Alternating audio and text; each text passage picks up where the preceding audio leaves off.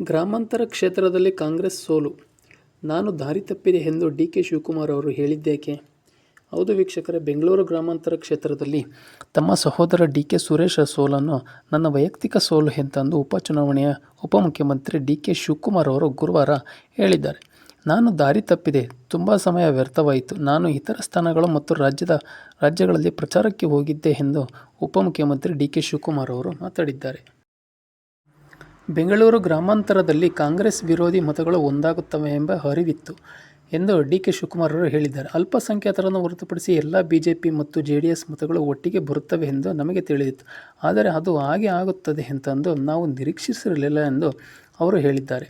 ಬಿಜೆಪಿಯ ಡಾ. ಸಿ. ಮಂಜುನಾಥ್ ಅವರು 2,69,000 ಮತಗಳಿಂದ ಅಂತರದಿಂದ ಗೆದ್ದಿದ್ದಾರೆ.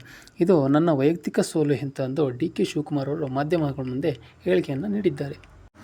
ಮುಂಬರುವ ಚನ್ನಪಟ್ಟಣ ಉಪಚುನಾವಣೆಯಲ್ಲಿ ಡಿ.ಕೆ. ಸುರೇಶ್ ಅವರು ಸ್ಪರ್ಧೆ ಮಾಡುತ್ತಾರೆ ಎಂಬ ಕೇಳಿದ ಪ್ರಶ್ನೆಗೆ ಡಿ.ಕೆ. ಶಿವಕುಮಾರ್ ಅವರು ಉತ್ತರಿಸಿದ್ದು, ಬೆಂಗಳೂರು ಗ್ರಾಮಾಂತರ ಸೋಲಿನಿಂದ ಮೊದಲು ಚೇತರಿಸಿಕೊಳ್ಳಬೇಕು. ಒಂದು ವಿಷಯ ಸ್ಪಷ್ಟವಾಗಿದೆ, ನಾನು ಸೋತಿದ್ದೇನೆ ಎಂದ ಮಾತ್ರಕ್ಕೆ ನಾನು ಸುಮ್ಮನೆ ಇರುವುದಿಲ್ಲ ಎಂತಂದು ಸಹ ಒಂದು ಖಡಾಖಂಡಿತವಾಗಿ ಮಾತುಗಳನ್ನು ಸಹ ಹೇಳಿದ್ದಾರೆ.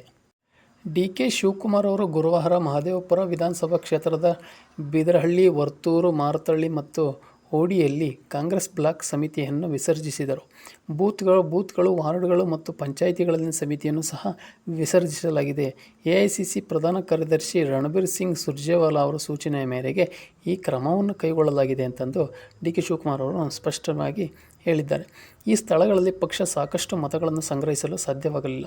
ಅದು ಬಿಜೆಪಿಯ ಪಿ.ಸಿ. ಮೋಹನ್ ಮತ್ತು ಕಾಂಗ್ರೆಸ್ ಮನ್ಸೂರ್ ಅಲಿ ಖಾನ್ನಿಂದ ಜಯವನ್ನು ಕಸಿದುಕೊಳ್ಳಲು ಸಹಾಯ ಮಾಡಿತು.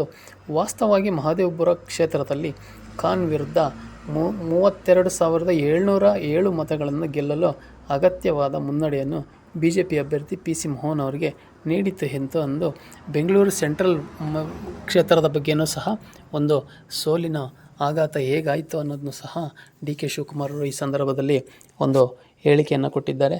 ಆದರೆ ಡಿ.ಕೆ. ಶಿವಕುಮಾರ್ ಅವರು ಸುಮ್ಮನೆ ಇರುವಂಥ ವ್ಯಕ್ತಿನೂ ಅಲ್ಲ. ಮಹದೇವಪುರ ಪಿ.ಸಿ. ಮೋಹನ್ ಅವರ ಕ್ಷೇತ್ರ ಬೆಂಗಳೂರು ಸೆಂಟ್ರಲ್ ಮತ್ತು ಬೆಂಗಳೂರು ಗ್ರಾಮಾಂತರ ಕ್ಷೇತ್ರಕ್ಕೆ ಸಂಬಂಧಪಟ್ಟಂಥ ಈ ಉಪಚುನಾವಣೆಯಲ್ಲಿ ಬರ್ತಕ್ಕಂಥ ಚನ್ನಪಟ್ಟಣ ಕ್ಷೇತ್ರದಲ್ಲಿ ಸಹ ಒಂದು ಕಣ್ಣಿಟ್ಟಿದ್ದಾರೆ. ಆ ಕ್ಷೇತ್ರಕ್ಕೆ ಡಿ.ಕೆ. ಸುರೇಶ್ ಅವರನ್ನು ಕಂಟೆಸ್ಟ್ ಮಾಡ್ತಾರೆ ಅನ್ನೋದು ಸಹ ಎಲ್ಲರ ಬಾಯಿಂದಲೂ ಸಹ ಬರ್ತಾ ಇರೋ ಮಾತುಗಳು. ಆದರೆ ಡಿ.ಕೆ. ಸುರೇಶ್ ಅವರು ಆ ಕ್ಷೇತ್ರದಿಂದ ಸ್ಪರ್ಧೆ ಮಾಡಿ ಮತ್ತೆ ಗೆದ್ದು ಬರ್ತಾರೆ ಅನ್ನೋದು ಸಹ ನಾವೆಲ್ಲರೂ ಕಾದು ನೋಡಬೇಕಾಗಿದೆ ವೀಕ್ಷಕರೇ. ಬಿಜೆಪಿಯಿಂದ ಸಿ.ಪಿ. ಯೋಗೀಶ್ವರ್ ಅವ್ರನ್ನೇ ಆಗ್ತಾರೆ ಎಂಬ ಮಾತುಗಳು ಸಹ ಕೇಳಿಬರ್ತಾ ಇದೆ. ಆದರೆ JDSನವರು ನಿಖಿಲ್ ಕುಮಾರಸ್ವಾಮಿ ಅವರಿಗೆ ಸಹ ಟಿಕೆಟ್ಯನ್ನು ಕೇಳ್ತಿರೋದ್ರಿಂದ ಈ ಒಂದು ಕ್ಷೇತ್ರ ಮತ್ತೆ ಜಿದ್ದನ ಕಣವಾಗಿ ಮಾರ್ಪಡುತ್ತೆ ಅಂತಂದು ಹೇಳಲಾಗ್ತಾ ಇದೆ ವೀಕ್ಷಕರೇ. ನಮ್ಮ ಈ ಮಾಹಿತಿ ನಿಮಗೆ ಇಷ್ಟ ಆಗಿದ್ದರೆ ದಯವಿಟ್ಟು ನಿಮ್ಮ ಅನಿಸಿಕೆ ಅಭಿಪ್ರಾಯಗಳನ್ನು ಕಮೆಂಟ್ ಮೂಲಕ ತಿಳಿಸಿ ಅಂತ ಹೇಳ್ತಾ ಮತ್ತೆ ಮುಂದಿನ ವಿಡಿಯೋದಲ್ಲಿ ಸಿಗೋಣ. ಅಲ್ಲಿವರೆಗೂ ಎಲ್ರಿಗೂ ನಮಸ್ಕಾರ. ನನ್ನ ಚಾನಲ್ನ ಸಬ್ಸ್ಕ್ರೈಬ್ ಮಾಡಿಲ್ಲ ಅಂದರೆ ದಯವಿಟ್ಟು ಸಬ್ಸ್ಕ್ರೈಬ್ ಮಾಡ್ಕೊಳ್ಳಿ ಮತ್ತು ಬೆಲ್ ಬಟನ್ ಮೇಲೆ ಕ್ಲಿಕ್ ಮಾಡಿ. ಎಲ್ರಿಗೂ ನಮಸ್ಕಾರ.